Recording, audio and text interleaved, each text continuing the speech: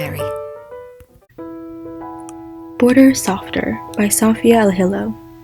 In the new year, or when I grow up, or if I live through the night, I want to be ungovernable, no longer a citizen to any of the names assigned my body.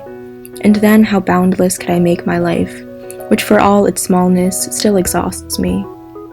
Balancing act of all my margins, all my conjugations of cannot. If I live through the night, I will bleed into all my edges until I am no longer a stroke of some careless man's pen after a particularly liquid lunch Churchill was said to have created with a stroke of his. And isn't a map only a joke we all agreed into a fact? And where can I touch the equator? And how will I know I am touching it? And where is the end of my country, the beginning of the next? How will I know I've crossed over?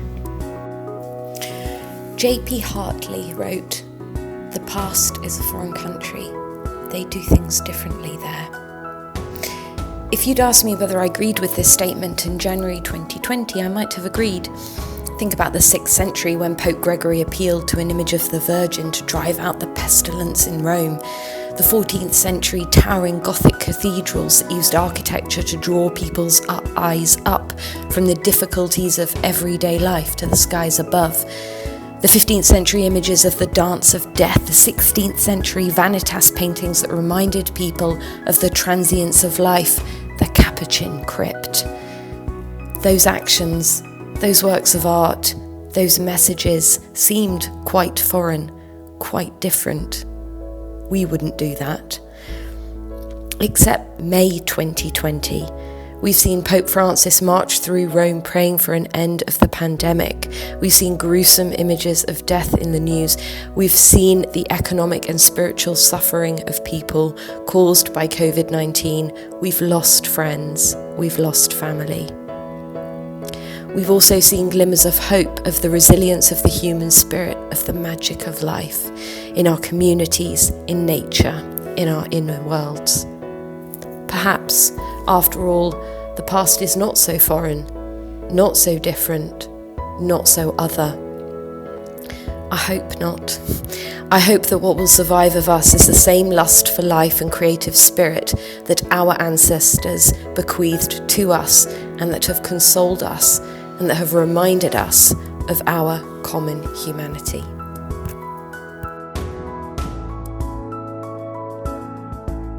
I think we are all others, meaning in the end, we're all the same.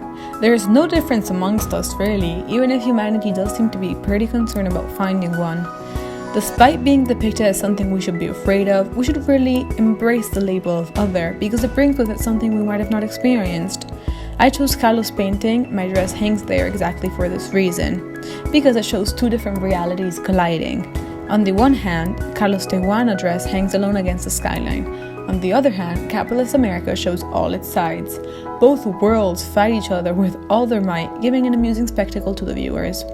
It's this clash of two realities, two others, who are displayed together despite their conflictual nature that makes me think it's a pretty good representation of reality.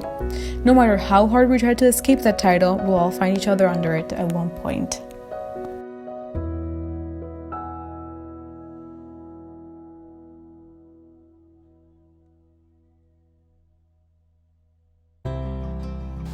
So when we discussed about the theme of the other for this video, for me it was an immediate reaction to think about being excluded, lonely, or sad, even though it's wrong to think that way. This is why I chose the dark painting of Mark Rothko from 1957 called Black and Deep Red. This painting makes me feel things very intensely, almost loudly. It is obviously the black and the deep burgundy that unsettle me, especially knowing that his previous works were pretty light with saturated colors, and the almost invisible difference between the purple at the top and the black in the middle just adds on to this feeling of anxiety and sadness. And this really truly reflects how I've been feeling during this quarantine period. I feel almost alienated and detached from the world that I used to know and the routine that I used to live in, and it's just all a messy period, but I've been learning to embrace that and embrace the feeling of feeling like the other or feeling detached, because that means that there's more me time to reflect on, to possible things that the future holds for me.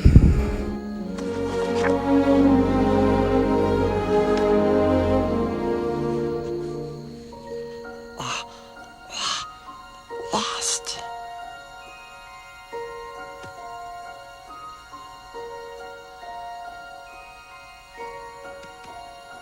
Lost.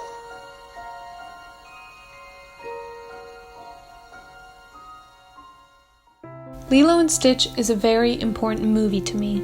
I basically grew up with it, and I think a major part of why I love this movie so much is because it's about otherness, which is a feeling I heavily relate to. Obviously, it's about a lot more than that. It's about grief, family, post-colonialism, but I feel like almost all of these themes stem from this idea of the other. Stitch is the most obvious example. He's an intelligent alien born out of an illegal experiment. He's physically and behaviorally different from the other dogs in the pound, yet Lilo still picks him over the other better dogs because she's also an outsider, just like him. Lilo is ostracized by her classmates for being weird. She's late to hula class because she had to make a PB&J sandwich for a fish that controls the weather.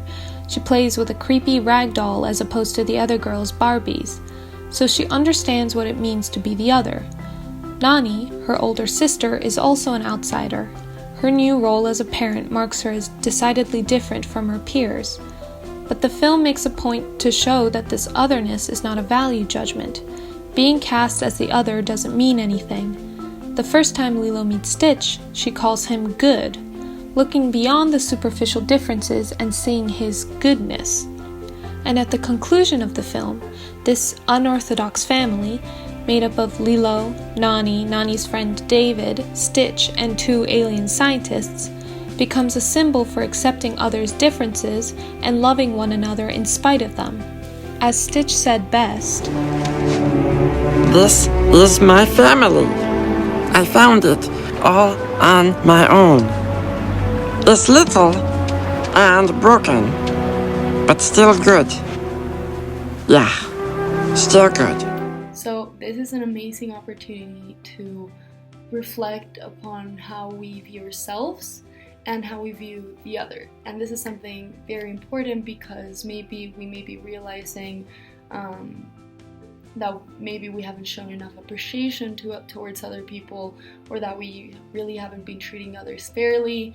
And really something that I think is just very important to think about is treat others how you would want to be treated. And that, I think, is something really important to consider in our day-to-day life choices, but also just take this opportunity to really show our appreciation towards our loved ones.